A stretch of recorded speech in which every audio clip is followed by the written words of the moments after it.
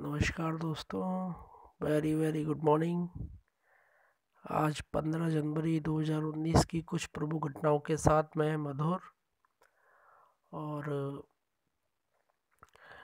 आज की जो ख़ास बात है वो आप लोगों के लिए ये है कि आज मैंने करंट की कुछ घटनाओं में बदलाव किया है।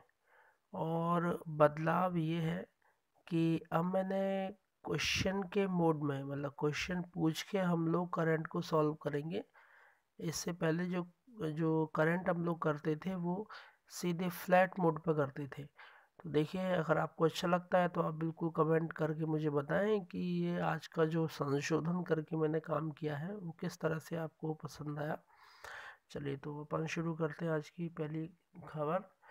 सबसे पहला क्वेश्चन है कि आप ये देखिए, क्वेश्चन आ रहा है कि पहला फिलिप कोटलर प्रेसिडेंशियल अवार्ड किस व्यक्ति को दिया गया है। तो यहाँ पे हम लोग देखेंगे कि ये जो अवार्ड है ये मोदी जी को दिया गया है। नरेंद्र मोदी जो हमारे प्रधानमंत्री है ये है। तो देखिए, इसका एक्सप्लेनेशन हमने यहाँ पे नीचे दिया हुआ है, आप देख सकते हैं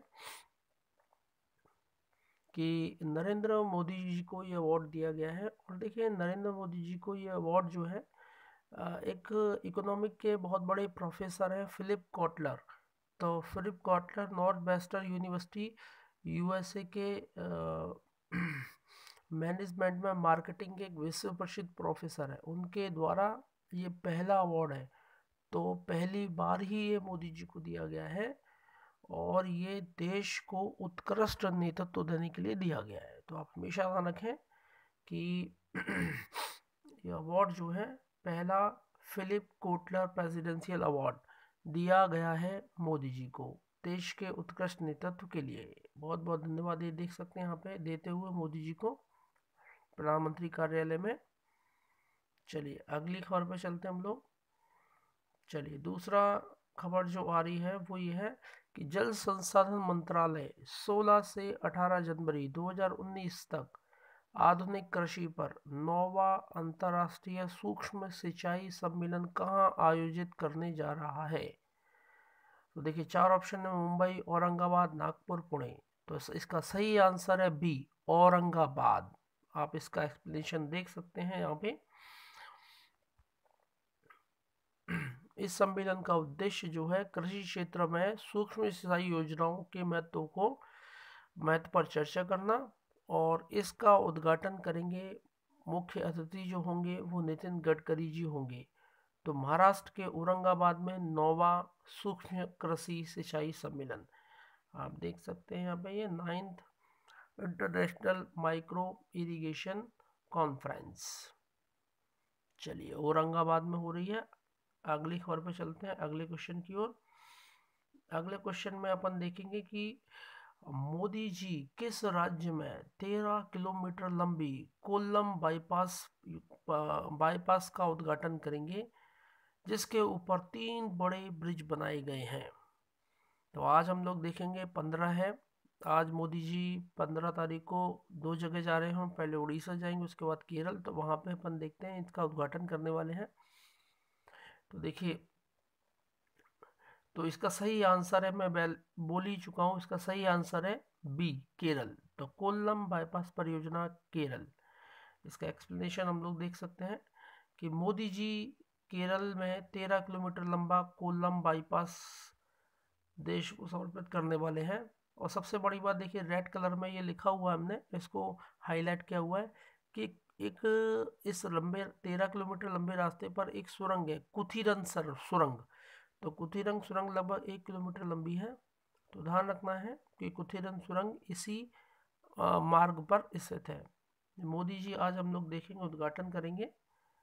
और ये बेसिकली 3 बड़े ब्रिज की बात की गई है। तो अष्टमुदी जो झील है इसके ऊपर 3 बड़े ब्रिज बना के इस हाईवे को पूरा किया गया है। तो मोदी जी आज इस तरह से, आप मैप देख सकते हैं, ये रेड वाला जो पूरा हिस्सा है डॉटेड होता हुआ जाता हुआ, तो ये है आपका कोल्लम बाईपास।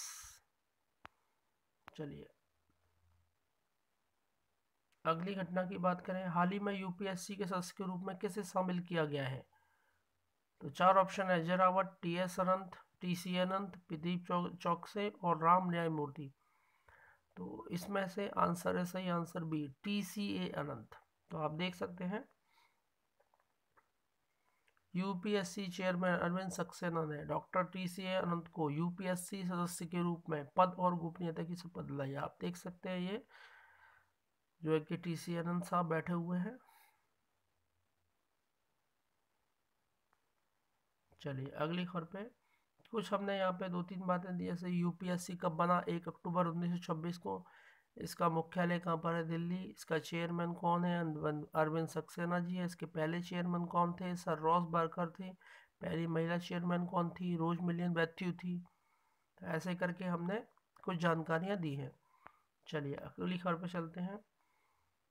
शहरी विकास राज्य मंत्री हरदीप पुरी ने global housing technology challenge India GHTC India का शुभारंभ कहाँ किया है।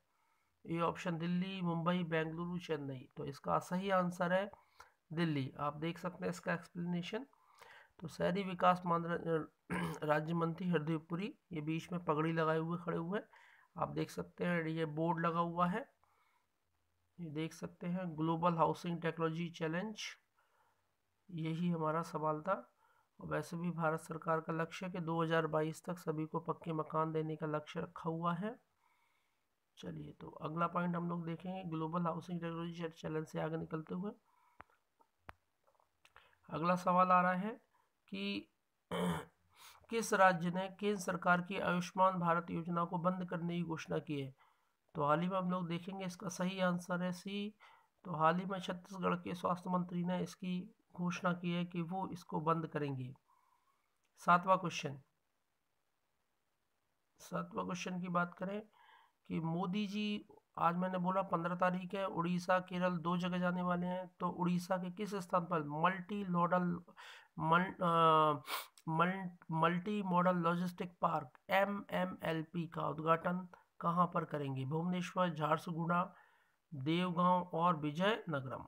तो इसका सही आंसर है झारसुगुड़ा। आप देख सकते हैं झारसुगुड़ा में लगभग ये 100 करोड़ की लागत से ये मल्टी मॉडल लॉजिस्टिक पार्क, इस तरह से आप देख सकते हैं ये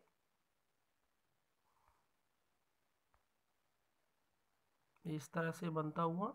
आप देख सकते हैं यहाँ पे आयात निर्यात का हब बनेगा। तो उड़ीसा में अब कारोबार का जो पूरा वातावरण है वो अब अच्छा होता हुआ।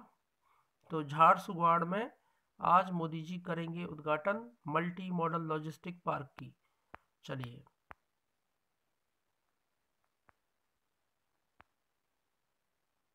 अगली खबर पे देखें कि पाकिस्तान में चीन द्वारा एक विकसित बंदरगाह है ग्वादर बंदरगाह।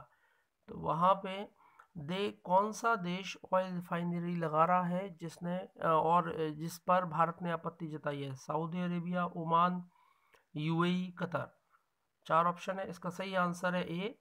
तो आप देख सकते हैं सऊदी अरेबिया ने 10 बिलियन, आप देखिए इसका मैप देख लें पहले।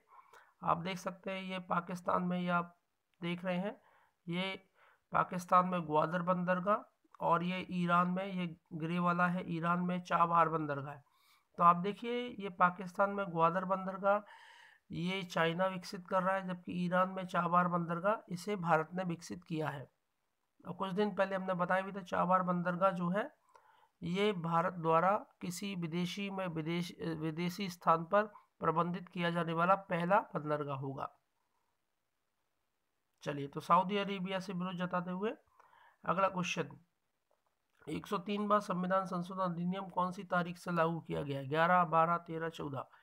तो आपको ध्यान रखना है कि इसका सही आंसर है 14 जनवरी। 14 जनवरी 2019 से ये अधिनियम लागू है।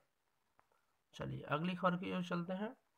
हाल ही में end to end programme launch करने की घोषणा किसने की है। तो इसका सही ए ऑप्शन भारतीय कृषि विभाग है, भारतीय मौसम विभाग है, सूचना प्रौद्योगिकी विभाग है, इसरो है। तो इसका सही आंसर है भारतीय मौसम विभाग। तो आप देख सकते हैं इसका एक्सप्लेनेशन कि यहाँ पे भारतीय मौसम विभाग के द्वारा जितनी भी हम लोग देखेंगे गरजना और बिजली की जो भविष्यवाणियाँ हैं उनके लिए मौसम विभाग ने एंड टू एंड प्रोग्राम की जो है कि शुरुआत करी है, क्योंकि आंधी आने से, बिजली गिरने से कई सारे लोगों की मृत्यु हो जाती है। इससे पहले उनकी ये सूचना उनको मिल जाए एंड टू एंड के माध्यम से, तो लोगों की जान बचाई जा सकती है।